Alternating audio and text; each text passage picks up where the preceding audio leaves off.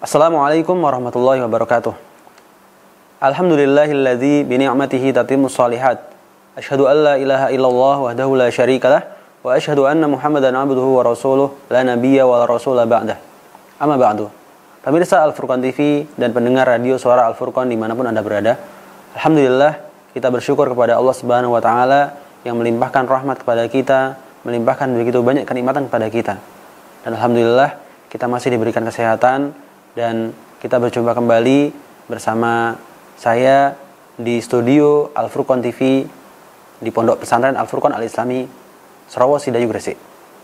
Alhamdulillah pada malam hari ini adalah malam Kamis pekan ketiga, dan seperti biasanya insyaallah pada setiap pekan ketiga kita akan belajar bersama Ustadz kita, yaitu Ustadz Fida bin Ustadz Munadzir hafizahumullah ta'ala. Semoga Allah Subhanahu wa ta'ala menjaga keduanya. Insyaallah pada malam hari ini kita akan mengkaji bersama sebuah ilmu yang utama, sebuah ilmu yang mulia, yaitu ilmu yang berkaitan dengan Al-Quran, dengan tema ulumul Quran. Insyaallah kajian ini berlangsung dari jarak jauh, yaitu kita berada di Al-Furqan sementara Ustadz Fida berada di kota Jember. Untuk mempersingkat waktu, mari kita simak bersama kajian berikut ini. Kepada Al-Ustadz kami persilahkan. Bismillahirrahmanirrahim. Alhamdulillahilladzi arsala rasulahu bil huda wa dinil haqq liyudhhirahu 'ala ad-dini kullih walau karihal musyrikun. Asyhadu an la ilaha illallah wahdahu la syarika lah wa asyhadu anna Muhammadan 'abduhu wa rasuluhu la nabiyya ba'da. Amma ba'd. Ma'asyiral muslimin rahimani wa rahimakumullah. Pada malam hari ini kita akan melanjutkan kajian tentang satu ilmu yang sangat utama, yaitu ulumul Quran. Ilmu yang membahas seputar Al-Quran. Dan kita masih pada fasal pertama, yaitu ilmu-ilmu yang berkaitan dengan nuzulul Quran. Ilmu yang berkaitan dengan turunnya Al-Quranul Karim. Pemirsa yang dirahmati Allah Subhanahu wa ta'ala, kita telah mempelajari Al-Wahyi, dan kita juga sudah mempelajari Kaifiyatu Nuzulil Quran. Sedangkan pada malam hari ini kita akan mempelajari bersama dua materi sekaligus, yaitu yang pertama adalah Awwalu ma nazala minal Qur'ani wa akhiruhu. Dan materi yang kedua adalah Al-Makkiyu wal Madani. Adapun yang kelima, Asbabun Nuzul, maka biidznillah ta'ala kita akan mempelajarinya pada pertemuan yang mendatang. Pertama adalah Awwalu ma nazala minal Qur'an. Bagian dari Al-Quran yang pertama kali diturunkan. Bagian pertama dari Al-Quranul Karim yang diturunkan. Maka ini disepakati oleh para ulama. Tempat diturunkannya dan ayat yang diturunkan. Tempatnya adalah di Ghor Hira, Gua Hira. Sedangkan ayat yang diturunkan adalah Al-Khamsul Ula min Suratil Alaq. 5 ayat pertama dari surat Al-Alaq. Dan ini dengan kesepakatan para ulama.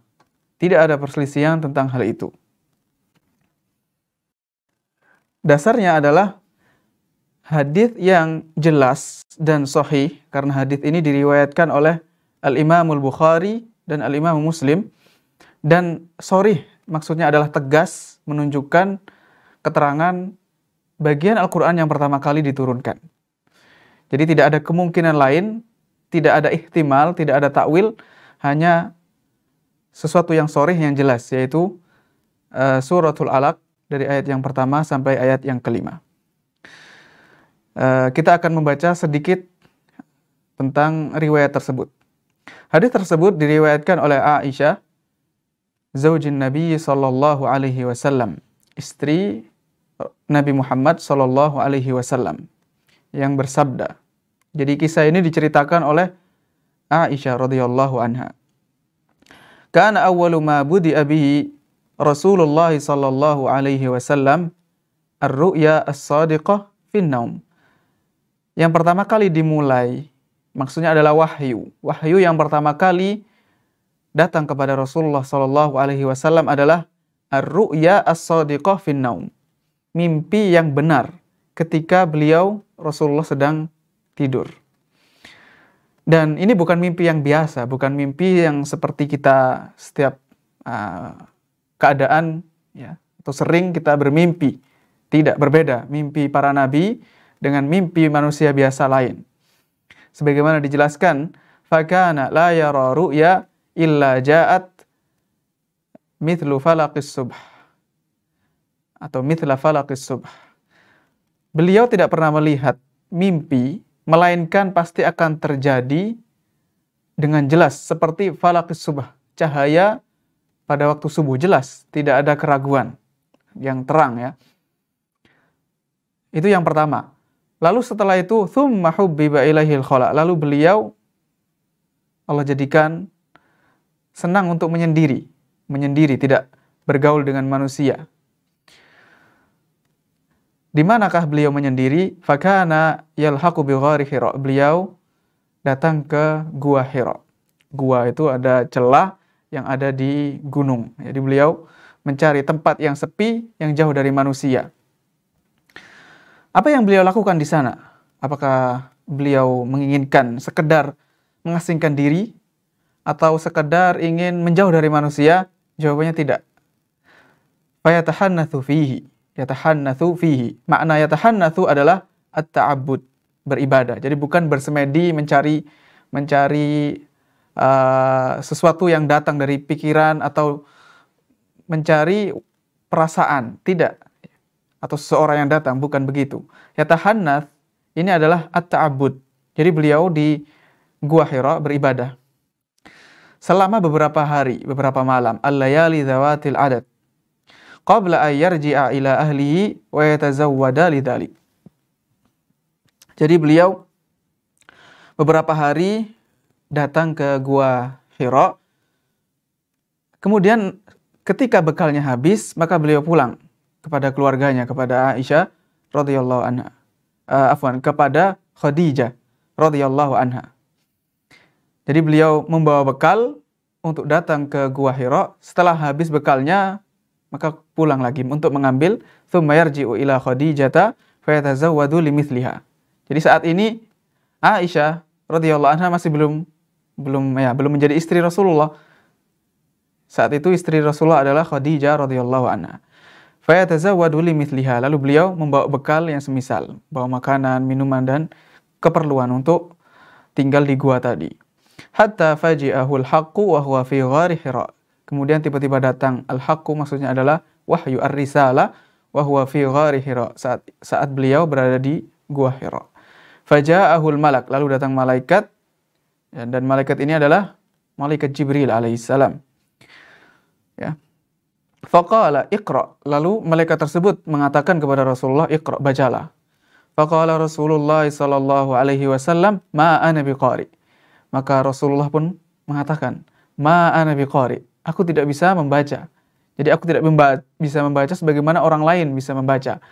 Karena Rasulullah adalah seorang yang ummi, yang tidak bisa membaca dan tidak bisa menulis.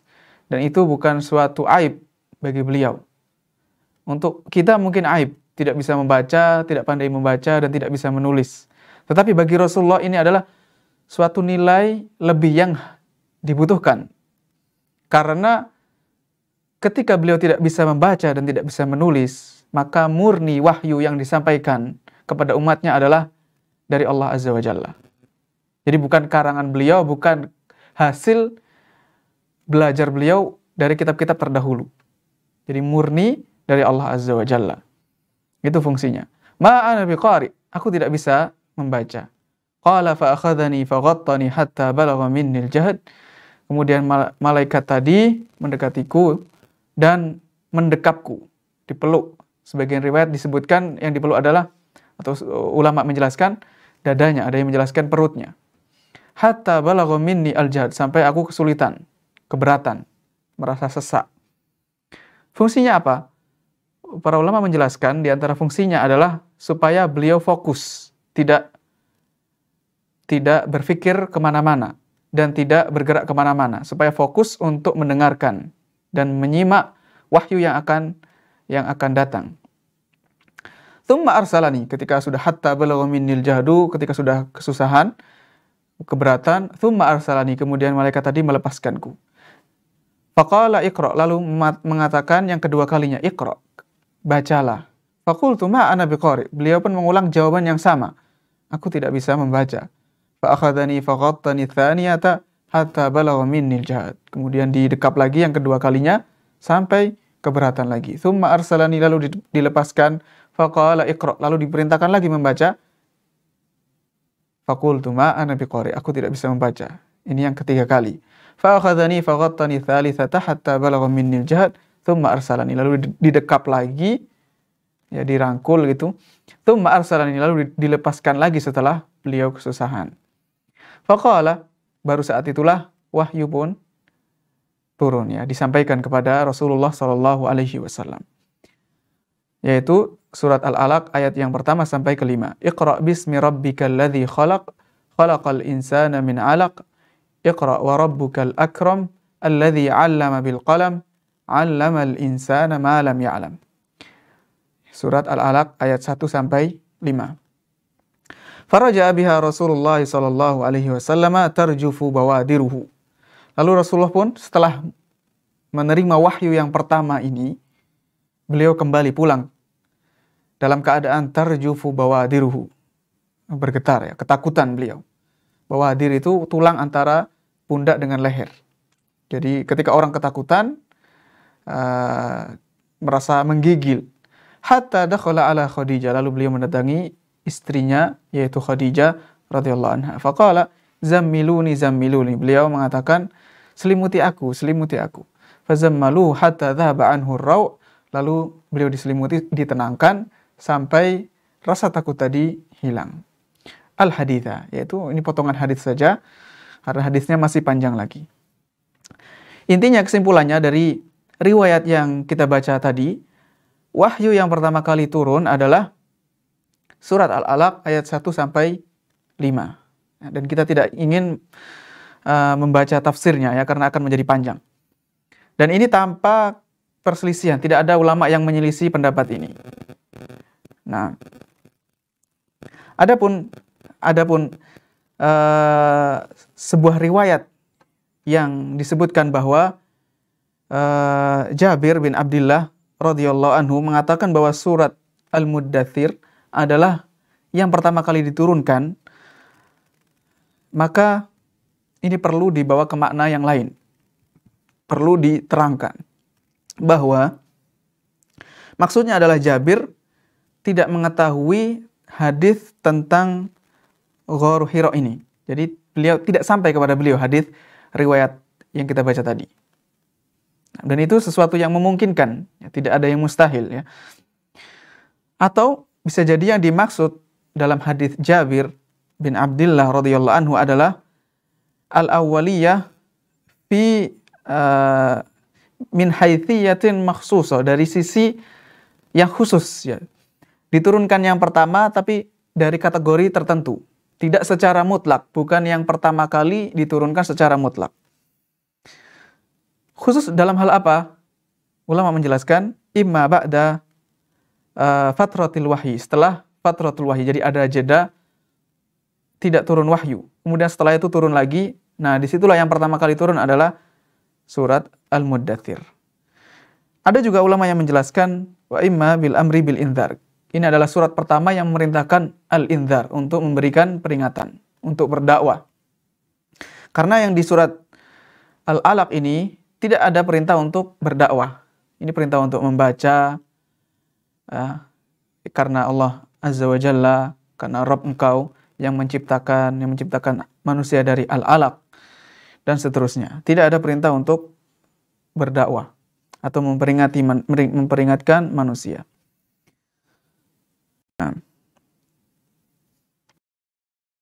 Sehingga Jabir pun menjawab dengan surat Al-Muddathir. Kesimpulannya, pendapat atau hadis riwayat yang disebutkan bahwa yang pertama kali diturunkan adalah surat Al-Muddathir, maka ini tidak secara mutlak di awal turunnya Al-Qur'anul Karim. Kemudian berikutnya, akhiru ma nazzala minal Qur'an. Setelah kita mengetahui Al-Qur'anul Karim yang pertama kali diturunkan, maka apa bagian dari Al-Qur'anul Karim atau ayat yang terakhir yang diturunkan dari Al-Qur'anul Karim? Ayat terakhir yang turun. Nah, di sini para ulama berselisih pendapat. Tidak seperti pembahasan awal Al-Qur'an yang diturunkan. Kalau yang di awal maka ittifaq, ulama sepakat. Adapun di akhir ini ada perselisihan yang kuat. Ada setidaknya yang disebutkan di kitab Al-Muyassar fi Ulumil Quran, setidaknya ada 3 pendapat. Ada 3 qaul. Pendapat yang pertama, ayat yang terakhir diturunkan dari Al-Quran adalah ayatul riba. Ayat tentang riba yang terdapat di dalam surat Al-Baqarah. Ayat 278. Allah berfirman, Ya ayyuhalladzina amanu taqullaha wa dharu ma baqiya minar riba in kuntum mu'minin. Dan ini pendapat yang diriwayatkan dari sahabat Ibnu Abbas radhiyallahu anhuma. Pendapat yang kedua, ayat yang terakhir diturunkan adalah ayatul kalalah yang berkaitan tentang warisan. Al-kalalah adalah seorang yang tidak meninggalkan atau tidak memiliki ayah, orang tua, dan tidak memiliki anak. Yang sudah meninggal orang tuanya dan tidak meninggalkan anak. Itu disebut sebagai al-kalalah. Ayatnya adalah ayat yang terakhir dari surat An-Nisa yang diawali dengan yastaftunaka qulillahu yuftikum fil kalalah. Ini pendapat yang kedua. Ayat tersebut adalah ayat yang terakhir yang diturunkan dari Al-Qur'anul Karim. Dan ini diriwayatkan dari Al-Bara' ibnu Azib. Dan di riwayat tersebut juga disebutkan bahwa akhir surat yang diturunkan adalah surat Baro'ah, yaitu At-Taubah. Yastaftunaka, ini ayatnya, ayat yang terakhir. Adapun suratnya, surat yang menyeluruh, maka yang diriwayatkan oleh Al-Bara' ibnu Azib adalah surat Baro'ah atau At-Taubah. Sedangkan pendapat yang ketiga, dan ini adalah pendapat yang diriwayatkan juga dari sahabat Ibnu Abbas radhiyallahu anhuma, dan ini pendapat yang dipilih oleh kebanyakan para ulama. Ayat tersebut adalah surat Al-Baqarah ayat 281. Wattaqu yawman turja'una fihi ila Allah thumma tuwaffa kullu nafsin ma kasabat wa hum la yudhlamun. Nah. Dan ada pendapat-pendapat yang lain, tetapi yang pendapat-pendapat yang lain tersebut tidak disebutkan. Jadi disebutkan 3 pendapat saja. Lalu pendapat yang lebih kuat, pendapat yang keberapa? Jawabannya adalah al-qaulu tsalits, pendapat yang ketiga, yaitu ayat wattaqu yawman turja'una fihi ila Allah thumma tuwaffa kullu nafsin ma kasabat wa hum la yudhlamun. Dan ini pendapat yang ketiga ini sebenarnya tidak bertentangan dengan pendapat yang pertama. Yang nampak tidak ada pertentangan. Karena apa? Karena firman Allah Azza wa Jalla, wattaqu yawman turja'un, dan ini yang dipilih oleh pendapat yang ketiga, ini masih sambungan dari ayat yang disebutkan oleh pendapat pertama, yaitu ayat tentang riba. Sehingga menyempurnakan ayat yang disebutkan oleh pendapat pertama. Jadi ayat ya ayyuhalladzina amanu taqullaha wa dharu ma baqiya minar riba, ini masih ada lagi setelahnya, yaitu wattaqu yawman turja'una fihi ila Allah. Dari sini maka pendapat yang ketiga tidak bertentangan dengan pendapat yang pertama. Nah, bagaimana dengan ayat yang digunakan, yang dipilih oleh pendapat yang kedua, ayatul kalalah? Itu kan suratnya lain, tidak sama dengan pendapat yang pertama dan kedua, yang surat Al-Baqarah. Jawabannya adalah fayuhmalu ala annal murada akhiru ayatin nazalat fil mawarith. Maka yuhmal, kita bawa kepada pernyataan bahwa yang dimaksud ayatul kalalah akhir diturunkan adalah ayat yang berkaitan tentang warisan. Ayat yang berkaitan tentang warisan, bukan ayat yang diturunkan terakhir dari seluruh Al-Qur'anul Karim. Bukan. Sehingga dari sini maka al-akhiriyahnya adalah nisbiyah. Akhiriyahnya nisbiyah. Bin nisbati li syai', bin nisbati lil mawarid. Tidak secara mutlak. Walaisat akhiriyatan mutlaqah. Tidak secara mutlak. Nah, dari sini maka kita bisa menggabungkan dan menjawab pendapat yang pertama maupun pendapat yang kedua. Nah,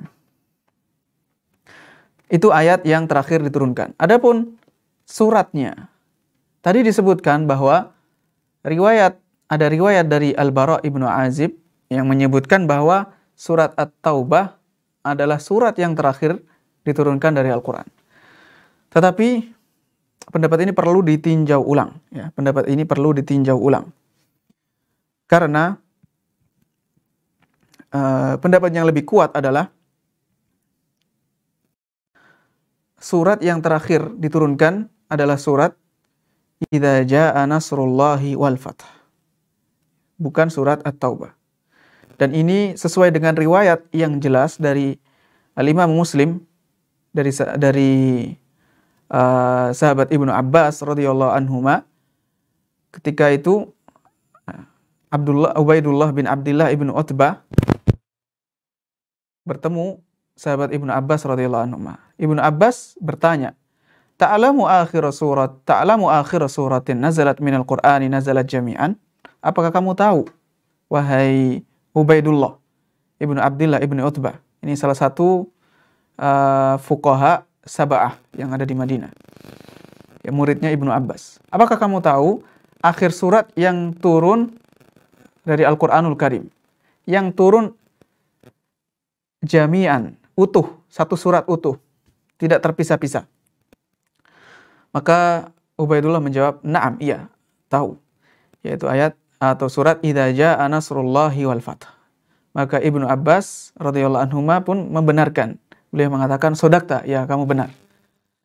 Maka di dalam riwayat Imam Muslim ini fihi tasrihun bi annal murada akhir suratin kamilatin nazalat. Ini adalah akhir surat yang sempurna yang diturunkan kepada Nabi Muhammad SAW.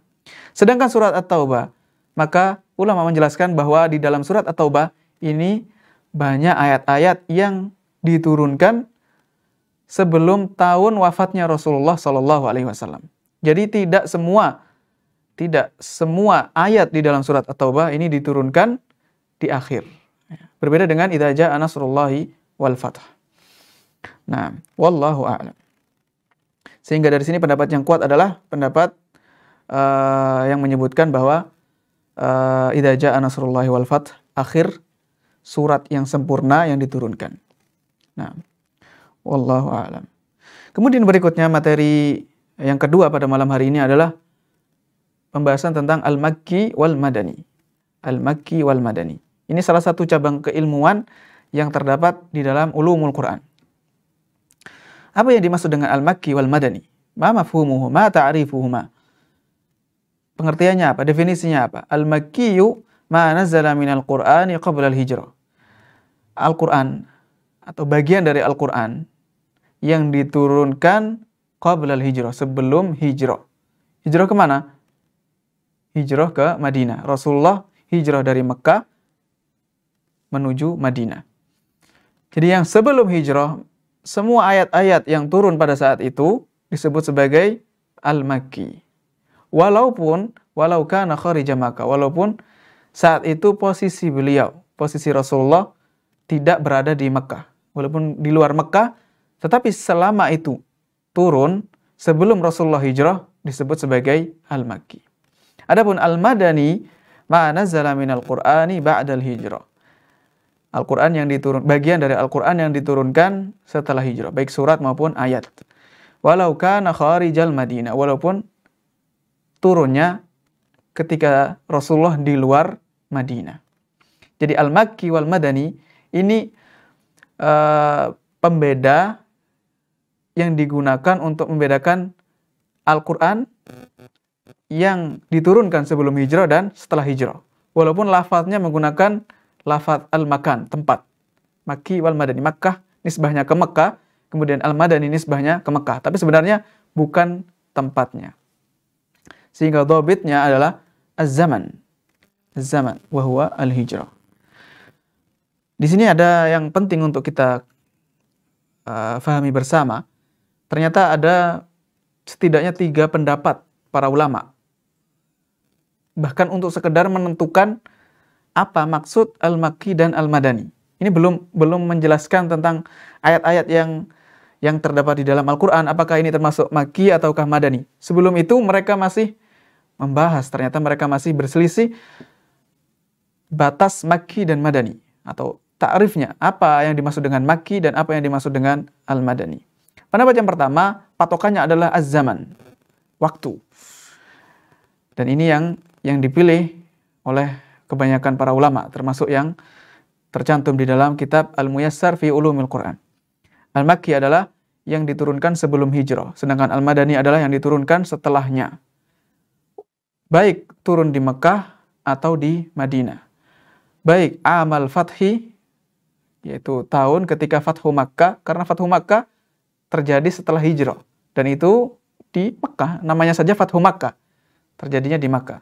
Walaupun turunnya di Makkah, selama ayat tersebut turun setelah hijrah, maka disebut sebagai Al-Madani.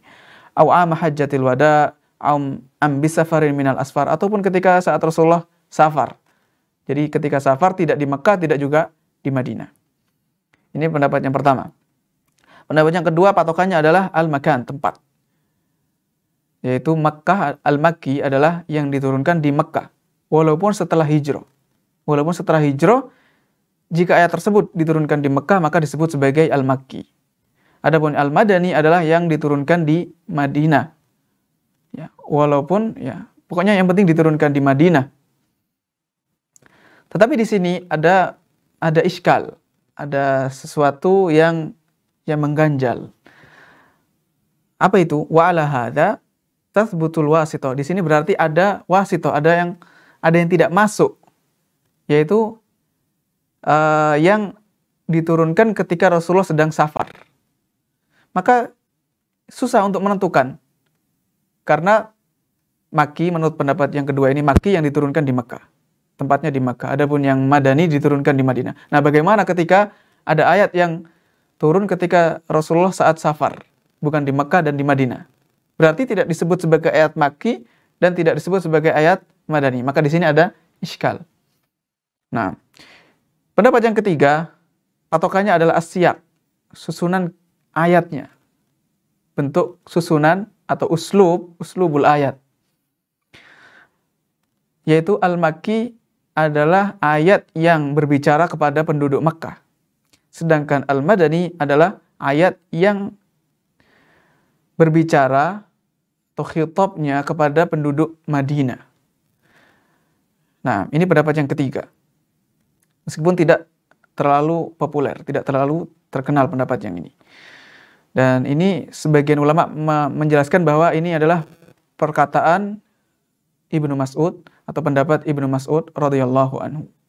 Nah, di sana sebenarnya banyak lagi pembagian. Selain Makki dan Al-Madani, para ulama menyebutkan beberapa macam-macam klasifikasi ayat-ayat Al-Quran.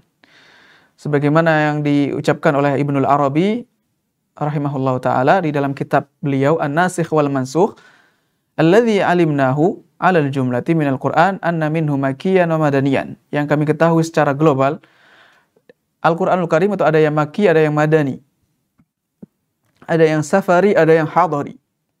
Yang turun ketika safar, dan ada yang turun ketika Rasulullah tidak safar, hadari, ketika sedang mukim. Walailiyan wa nahariyan, ada yang turun ketika malam hari, ada yang turun ketika siang hari. Wasamaiyan wa ardiyan, ada yang diturunkan ketika di langit dan ada yang diturunkan di bumi. Wa ma nazala bainas sama'i wal ard, ada yang diturunkan antara langit dan bumi. Wa ma nazala tahtal ardi fil ghar, dan ada yang diturunkan tahtal ard.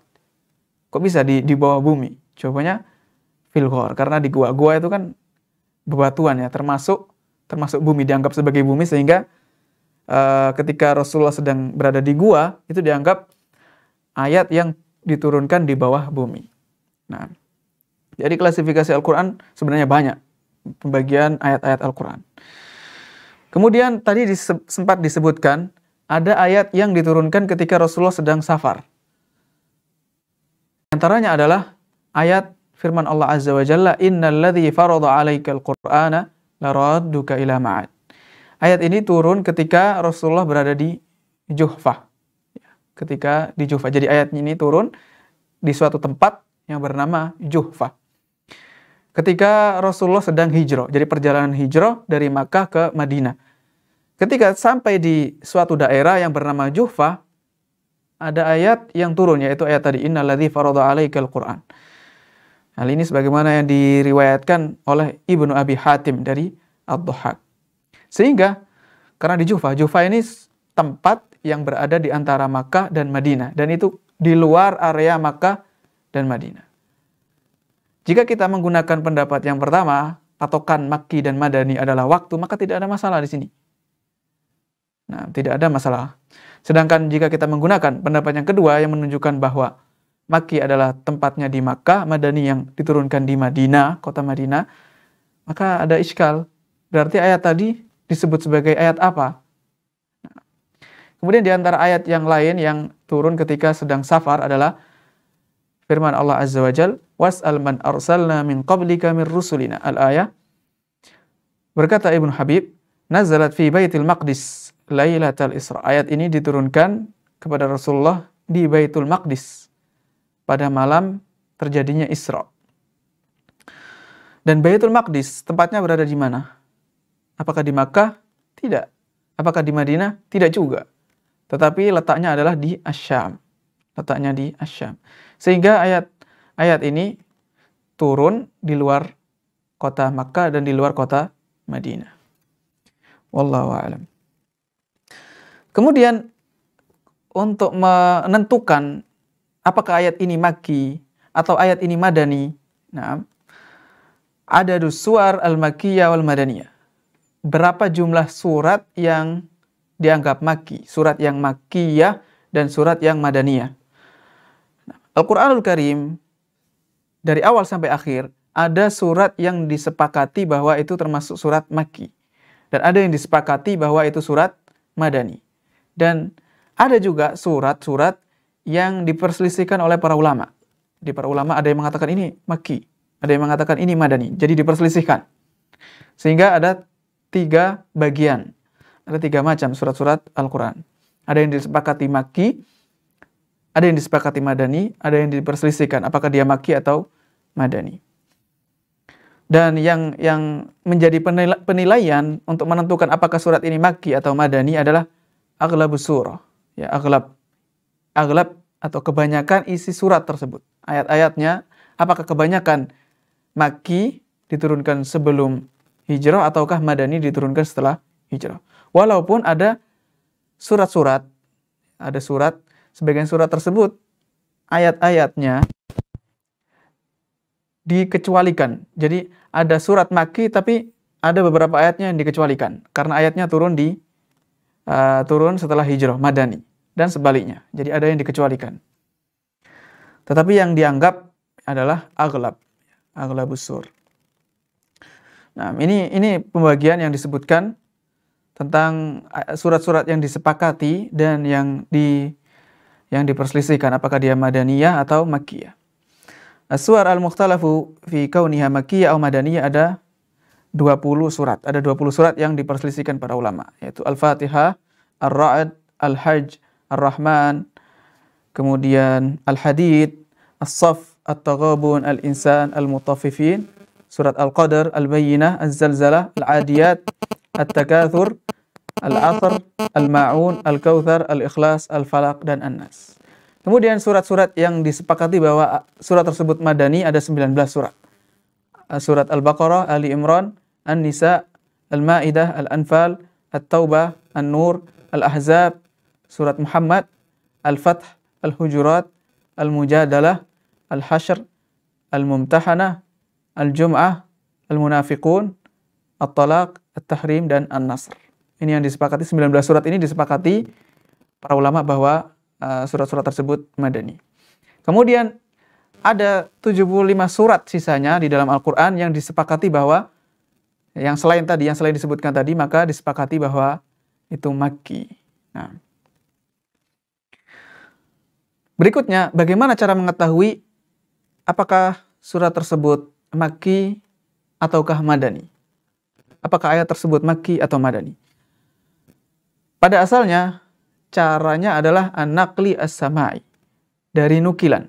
Jadi kita hanya mengetahui Makki dan Madani tersebut dari nukilan yang kita dengarkan melalui riwayat hadis dari sahabat dan yang dilanjutkan oleh para tabi'in.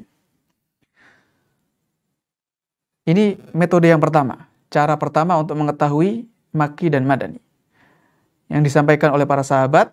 Ketika para sahabat menyatakan bahwa ayat ini Makki atau Madani, atau dari murid mereka yang menyampaikan, ya, dari kalangan para tabi'in ini yang menyampaikan, yang mengambil dari para sahabat. Dan kebanyakan surat-surat diketahui dari jalur ini. Ini jalur yang pertama. Adapun jalur yang kedua adalah jalur at-tariq al-qiyasi al-ijtihadi. Dari sisi qiyas dan ijtihad para ulama. Ini dilakukan, jalur atau metode ini ditempuh ketika ada khilaf, ada perselisihan. Jadi tidak sharih, tidak ada ketentuan yang jelas dalam mengetahui Makki dan Madani, sehingga membutuhkan ijtihad, berusaha untuk mencari. Ijtihad melalui apa? Melalui dhawabit at-tarjih. Nanti akan disebutkan beberapa dhawabit untuk menentukan apakah surat ini Makki atau Madani. Caranya adalah dengan mengetahui uslubnya atau khosais, ciri-cirinya surat maupun ayat yang telah dipelajari berdasarkan istiqra', penelitian. Dan pada asalnya ini adalah ilmu yang tidak bisa diketahui dengan akal manusia. Jadi tidak bisa berpikir gitu, mencari tahu hanya sekedar mengandalkan akal, kecerdasan, atau sekedar melihat saja tanpa mengetahui riwayat. Itu susah, ya. Karena ilmu ini ilmu yang tauqifi, ya, tamidu ala naqli was sama', ya, berdasarkan nukilan dan mendengarkan saja dari orang-orang yang syahadat tanzil, yaitu para sahabat, wa asarat tanzil, yang menyaksikan atau di zaman turunnya Al-Quran, yaitu para sahabat radhiyallahu anhum ajma'in. Sehingga at-tariqun naqli as-sama'i ini adalah jalur yang utama, sedangkan al-qiyasi ini cabang, digunakan ketika kita tidak menemukan adanya nukilan dari para sahabat. Nah, adapun dhawabit, aturan-aturan atau ketentuan untuk mengetahui al-Makki dan ciri-ciri Makki, maka bisa diketahui dengan istiqra', yaitu penelitian yang disebutkan oleh para ulama. Yang pertama adalah dhawabit al-Makki. Ciri-ciri ayat yang Makki. Yang pertama adalah kullu suratin ja'a fiha al-khitabu bi ya ayyuhan nas. Setiap surat yang ada setiap surat yang disebutkan di dalamnya ya ayyuhan nas, wahai manusia, ya ayyuhan nas, dan tidak ada penyebutan ya ayyuhalladzina amanu, maka surat tersebut makkiyah. Ini ciri-ciri yang pertama. Begitu juga ayat atau surat yang di dalamnya terdapat khitab, itu berbicara dengan menggunakan panggilan ya bani Adam, dengan menggunakan ya bani Adam, wahai anak Adam. Ini yang pertama. Yang kedua adalah kullu suratin muftatahatin bil hurufil muqatta'ati fahiya makkiyah. Setiap surat yang diawali dengan huruf al-muqatta'ah, contohnya alif lam mim, alif lam ra, dan seterusnya yang disebut sebagai al-huruful muqatta'ah, maka setiap surat-surat tersebut adalah makkiyah. Kecuali dua surat. Jadi ada yang dikecualikan dari kaidah ini, yaitu surat Al-Baqarah dan Ali Imran. Walaupun surat Al-Baqarah diawali dengan huruf muqatta'ah, begitu juga Ali Imran, tetapi ini dikecualikan. Dia adalah madani, bukan makki.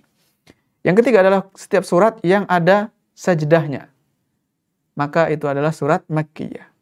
Kemudian surat yang memiliki kandungan lafaz kalla yang terdapat pada surat tersebut, kalla, lafaz kalla, maka makkiyah juga. Kemudian yang terakhir, setiap surat yang menyebutkan kisah para nabi, kisah-kisah para nabi, dan kisah-kisah umat yang terdahulu, kisah kaum Tsamud, kaum Ad, kemudian Fir'aun dan bala tentaranya, dan seterusnya, umat-umat yang terdahulu, maka Makkiyah, kecuali satu surat, yaitu surat Al-Baqarah. Karena Al-Baqarah walaupun menyebutkan kisah-kisah umat terdahulu dan para nabi terdahulu, dia masih dia dikategorikan Al-Madani. Sedangkan Al-Madani, ciri-cirinya adalah yang pertama, setiap surat yang mengandung khitab ya ayyuhalladzina amanu. Jika ya ayyuhan nas Makki, maka madaninya adalah ya ayyuhalladzina amanu. Begitu juga ya ahlal kitab dan ya bani Israel. Jadi ada 3 bentuk ciri-ciri ayat yang madani. Yang pertama adalah ya ayyuhalladzina amanu, khitabnya. Kemudian ya ahlal kitab. Kemudian yang ketiga adalah ya bani Israel. Nah, kemudian setiap surat yang menyebutkan al-munafiqin, maka surat tersebut madaniyah. Alasannya jelas, karena kemunafikan itu tidak muncul kecuali di Madinah.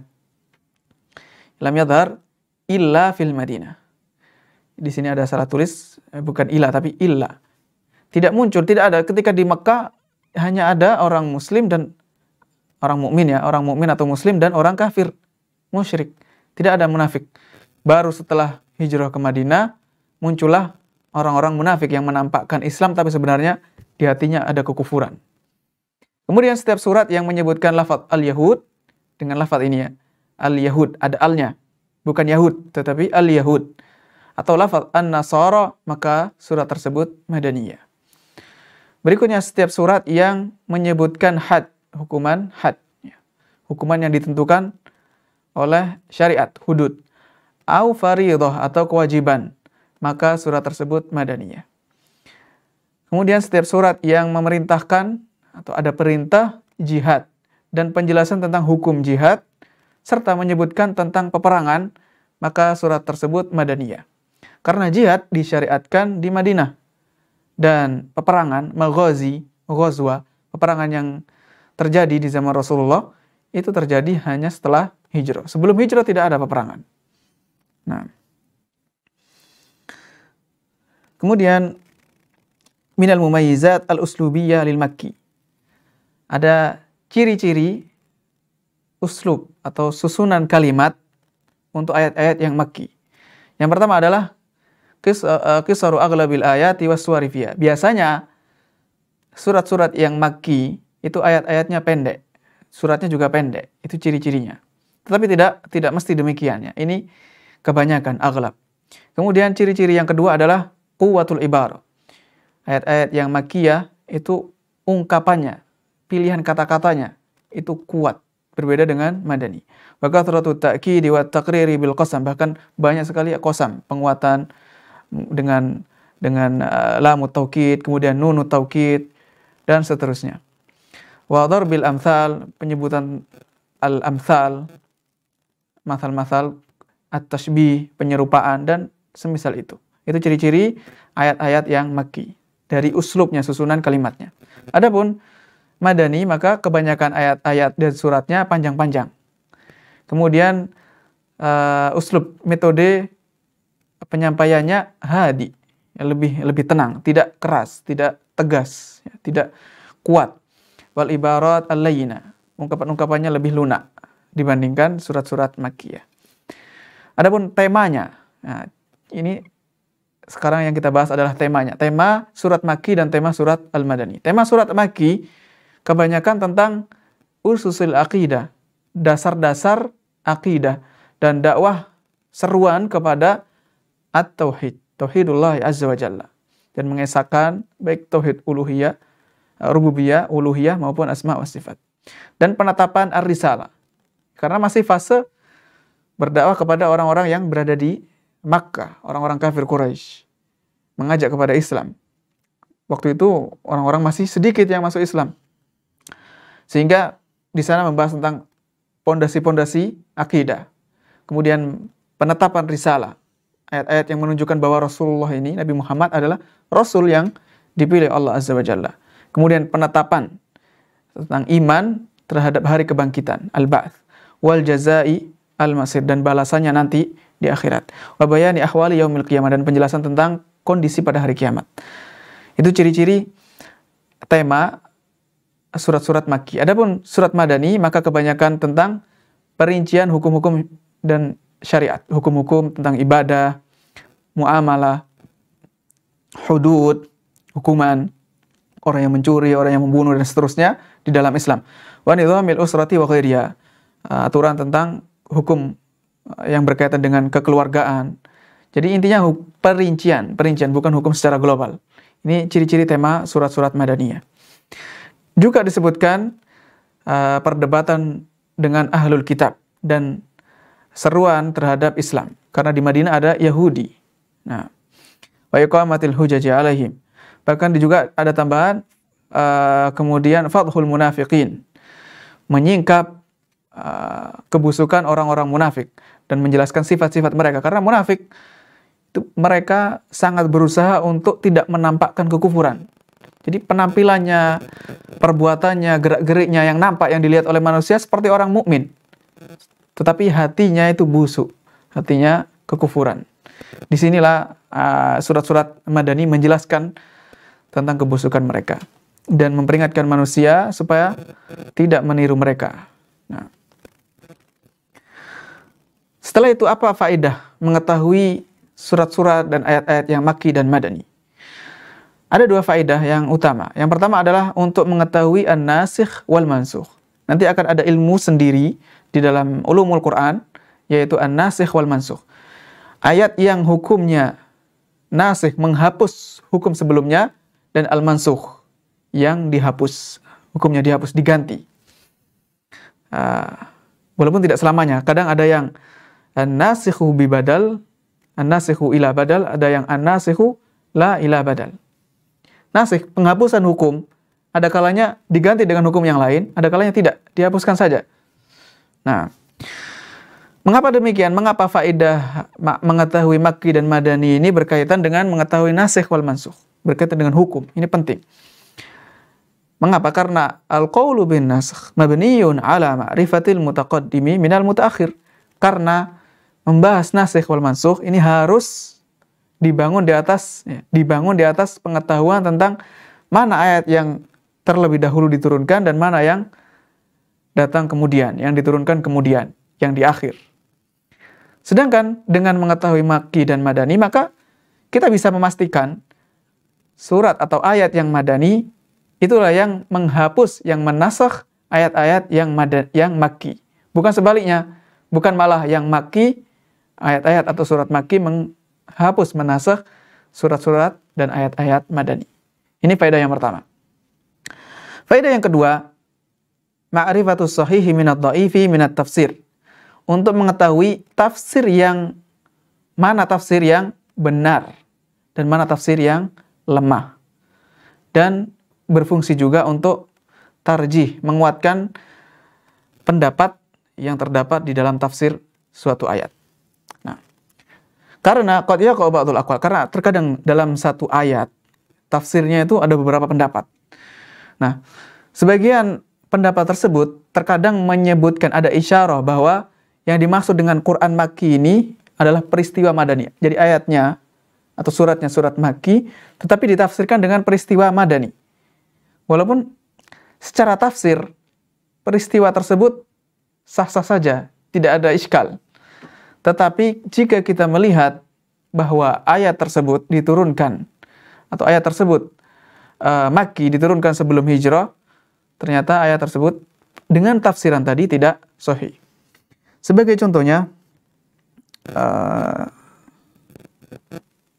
yang disebutkan oleh para ulama adalah yang disebutkan oleh Ibnul Jauzi ketika menafsirkan ayat firman Allah Azza wa Jalla, qad aflaha man tazakka wa dzakara isma rabbih fasalla. Bahwa firman Allah fasalla ini ada tiga pendapat. Jadi faedah yang kedua ini berlaku ketika terjadi perbedaan pendapat para ulama dalam menafsirkan ayat. Ketika ayat tadi fasalla ada tiga pendapat. Yang pertama adalah as-salawatul khams, salat fardu, salat zuhur, asar, maghrib, isya, dan subuh. Itu pendapat yang pertama. Pendapat yang kedua adalah salatul idain. Salat idain. Idul Adha dan Idul Fitr. Pendapat yang ketiga, salatul tatawu, salat sunnah. Dari tiga pendapat ini, yang lebih kuat adalah pendapat yang pertama yang mengatakan bahwa ayat ini maksudnya adalah salat fardu. Cara mengetahuinya dengan menerapkan al-Makki dan al-Madani. Bagaimana? Karena surat Al-A'la tadi, Qad aflaha man tazakka wa dzakara asma rabbih fasalla, ini surat Makkiyah bila khilaf, tidak ada perselisihan para ulama. Tidak ada yang mengatakan itu Madani. Semuanya mengatakan ayat surat ini Makki. Dan kita mengetahui, sudah dapat diketahui bersama bahwa ketika fase Mekah sebelum hijrah, di sana tidak ada syariat zakat dan belum disyariatkan al-Id, baik Idul Adha maupun Idul Fitri.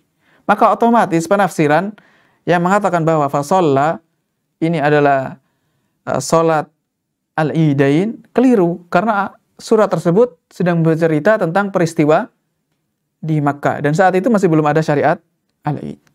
Nah, ini sebagaimana yang disebutkan oleh Al-Imam Ibnul Jauzi. Nah, walaupun secara tafsir sah-sah saja ya, masih ada kemungkinan untuk bisa diterima. Dari sisi apa? Karena salatul idain masuk dalam cakupan as-salat. Salat kan bermacam-macam, ada salat tatawu. Jadi umum, lafadznya umum, mencakup juga salat al-idain. Nah, tetapi ada iskal karena surat tadi masih dalam fase Makki. Nah, berikutnya sumber. Dari mana kita mengetahui atau kemana kita ingin merujuk untuk mengetahui apakah surat atau ayat tersebut Makki atau Madani? Setelah kita ketahui bahwa mengetahui Makki dan Madani, caranya adalah dari an-naql, penukilan riwayat dari sahabat radhiyallahu anhum. Karena Al-Qur'anul Karim diturunkan di tengah-tengah mereka, di zaman mereka, sehingga sumber utamanya adalah riwayat-riwayat dari para sahabat. Dan atau riwayat yang disebutkan oleh para sahabat langsung atau yang melalui murid-murid mereka dari kalangan para tabi'in. Kemudian pembukuan. Ini kan riwayat masih dari lisan ke lisan. Kapan pertama kali dibukukan ilmu ini? Maka bada tadbinu dzalika mubakkiran fi asri tabi'in. Di masa tabi'in sudah dimulai proses pembukuan. Jadi dikumpulkan dan dicatat ayat-ayat yang Makki dan Al-Madani. Nah, bahkan ini bisa dikatakan ilmu-ilmu Quran yang pertama kali dicatat. Karena ilmu Quran kan banyak.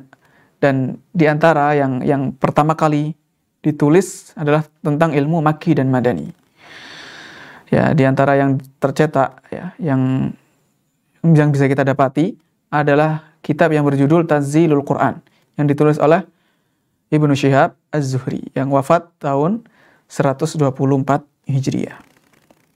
Kemudian setelah itu berlanjut ya, diteruskan oleh para ulama setelahnya. Dan bermacam-macam metode penulisan yang menunjukkan yang mengandung Makki dan Madani, ada berbagai macam sumber. Yang pertama adalah Kutubun Nasikh wal Mansukh. Kita bisa mengetahui Makki dan Madani dari kitab-kitab An-Nasikh wal Mansukh. Yang di antara kitab yang terkenal, kitab-kitab yang masyhur dalam Nasikh wal Mansukh adalah kitab dengan judul yang seperti itu, An-Nasikh wal Mansukh, oleh Abu Ja'far An-Nahas. Kemudian Al-Idah li Nasikh wal Qur'ani wa Mansukhihi, yang ditulis oleh Makki ibnu Abi Thalib. Kemudian yang kedua, Kutubu Addi'ayil Qur'an, kitab yang menyebutkan jumlah ayat-ayat Al-Quran, hitungan ayat-ayat Al-Quran. Nah, jadi ada ilmu sendiri namanya Ayul Quran, Ad-Du'ayil Quran, Ad-Du'ayil Quran. Ayi ini jamak dari ayah. Di antara karya para ulama yang terkenal dalam keilmuan ini adalah Al-Bayan fi Ad-Du'ayil Quran oleh Abu Amr Ad-Dani. Kemudian yang ketiga, kita bisa mengetahui ayat-ayat yang Makki dan Madani dari kitab-kitab tafsir. Di antara kitab tafsir yang banyak menyebutkan hal itu adalah tafsir Muqatil Ibnu Sulaiman dan tafsir Ibnu Atiyah. Kemudian yang keempat, kita bisa mengetahui ayat-ayat yang Makki dan Madani dari kitab Fadhailul Quran. Di antara kitab yang terkenal adalah Fadhailul Quran, wa ma unzila minal Quran bi Makkah wa ma unzila bil Madinah oleh Ibnu Ad-Daris. Kemudian yang kelima, kita juga bisa mengetahui dari kitab Ulumul Quran Al-Jami'ah. Kitab Ulumul Quran yang menggabungkan seluruh ulumul Quran. Yang diantaranya adalah Al-Burhan fi Ulumul Quran yang ditulis oleh Al-Imam Az-Zarkashi dan Al-Itqan fi Ulumul Quran karya Al-Imam As-Suyuti. Kemudian yang keenam, kita juga bisa mengetahui melalui kitab-kitab yang ditulis secara terpisah dalam ilmu ini. Seperti Tanzilul Quran. Kitab Tanzilul Quran, walaupun judulnya adalah Tanzil, tidak ada kata-kata Makki dan Madani, tapi isinya, temanya adalah fokus tentang membahas Al-Makki wal Madani. Yang tadi disebutkan, yaitu ditulis oleh Al-Imam Az-Zuhri. Dan adapun yang kontemporer yang ditulis oleh para ulama belakangan, di antaranya ada kitab Al-Makki wal Madani fil Qur'anil Karim, dirasa ta'siliyah naqdiyah lis-suwar wal ayat min awalil Qur'an ila nihayati suratil Isra. Ya, tidak semuanya ya. Dari awal Al-Qur'an sampai akhir surat Isra. Ya, pertengahan pertama. Karya Dr. Abdul Razak Husain Ahmad. Dan ada kitab yang kedua yaitu Tahriril Qaul fi Suwari wal Ayatil Makkiyah wal Madaniyah min awali suratil Kahfi ila akhiri suratin Nas. Ini yang setengah yang kedua, paruh yang kedua dari surat Al-Kahfi sampai surat An-Nas. Yang ditulis oleh Dr. Muhammad bin Abdul Aziz Al-Falih. Jadi kesimpulannya untuk mengetahui atau sumber-sumber untuk mengetahui Makki dan Madani ada 6 kategori kitab. Yang pertama adalah kitab Nasikh wal Mansukh. Yang kedua adalah kitab Ad-Du'ayil Quran. Yang ketiga adalah kitab-kitab tafsir. Yang keempat, kitab-kitab Ulumul Quran Al-Jami'ah yang mencakup menggabungkan yang berusaha menggabungkan seluruh ilmu yang berkaitan dengan Al-Quran. Kemudian yang kelima adalah Al-Kutub Al-Mufradah fi hadzal ilm, kitab yang disendirikan, yang ditulis terpisah dalam ilmu Al-Makki wal Madani. Dan yang terakhir adalah kitab Fadhailul Quran. Ya, keutamaan Al-Quran. Demikian yang bisa kita bahas pada kesempatan saat ini. Dan kita masih tersisa satu lagi pembahasan yang berkaitan dengan nuzulul Quran, yaitu asbabun nuzul, yang insyaallah ta'ala akan kita bahas pada pertemuan mendatang. Wallahu a'lam bishawab. Mudah-mudahan yang kita pelajari ini bermanfaat untuk kita semuanya, ya, menambah iman kita dan menambah ketakwaan kita, menambah ta'zim kita ketika membaca Al-Qur'anul Karim. Karena Al-Qur'anul Karim adalah kalamullah azza wa jalla yang di dalamnya terdapat berbagai hikmah, berbagai pelajaran, ibrah, nasihat, dan segala ilmu yang tidak ada batasnya. Nah, dengan demikian maka kita tutup pertemuan saat ini dengan doa kafaratul majlis. Subhanakallahumma bihamdik, asyhadu an la ilaha illa anta, astaghfiruka wa atubu ilaik. Wassallallahu wasallam ala nabiyyina Muhammad walhamdulillahi rabbil alamin. Alhamdulillah, telah kita simak bersama kajian tentang Ulumul Quran bersama Ustadz Fida bin Ustadz Munadir hafizahumullah ta'ala. Semoga kajian tadi bisa menambah ilmu kita, bisa menambah iman kita, menambah wawasan kita agar kita bisa mentadaburi Al-Quran, agar kita bisa membacanya, mengamalkannya, sehingga kita menjadi sebaik-baik orang, yaitu khairukum man ta'allama al-Quran wa 'allamahu. Sebaik-baik kalian itu adalah orang yang belajar Al-Quran dan mengajarkannya. Baik pemirsa sekalian, terima kasih telah standby tetap bersama kami di channel Al-Furqan TV, telah menyimak kajian ini sampai selesai. Alhamdulillah, kami ucapkan jazakumullah khairan kepada pemirsa sekalian, dan juga kita ucapkan jazakumullah khairan kepada Al-Ustadz Fida dari Jember. Kita akhiri pertemuan kali ini dengan doa kafaratul majlis. Fa subhanakallahumma wa bihamdika, asyhadu an la ilaha illa anta, astaghfiruka wa atubu ilaik. Wassalamualaikum warahmatullahi wabarakatuh.